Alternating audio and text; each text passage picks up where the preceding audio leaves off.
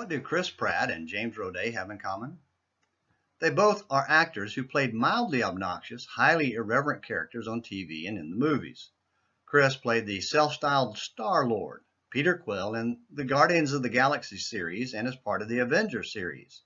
James played the self-proclaimed psychic detective, Shawn Spencer, in the TV show Psych.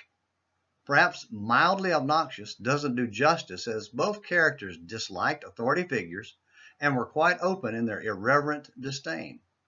Whatever they're like in real life, their characters had to push the button to find out what would happen. See yesterday's post. Of course, they wouldn't have been entertaining if they didn't. In real life, pushing the button often leads to disaster because, like fences, see last Tuesday's post, buttons have purposes and should be handled with care until they're known. For instance, as noted yesterday, the Ark of the Covenant was a button that neither the Israelites nor the Philistines understood. So they treated it improperly with disastrous results. The whole story is recorded in 1 Samuel chapters 4 through 6. After a while, the Philistines returned it to Israel because they didn't know how to handle it. 1 Samuel 6 verses 1 through 9.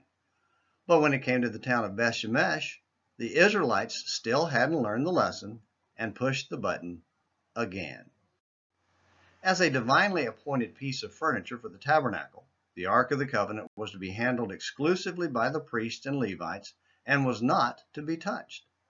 The priests would cover it, and the sons of Kohath would carry it, all without touching it. Numbers 4 verses 1 through 15.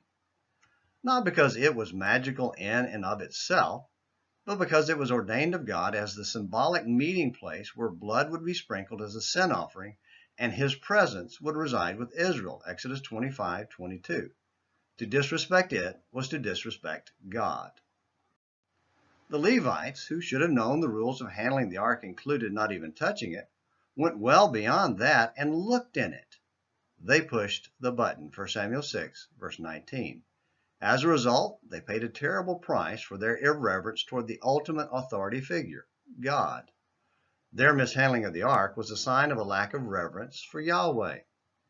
God is not amused by obnoxious irreverence, yet much of what passes as worship today is nothing but obnoxious irreverence.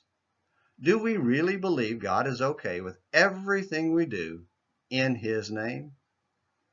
Do we push God's buttons, or have we learned the lesson of respect? It may be funny in the movies. Well, not if it's irreverence toward God, and it's never funny in real life.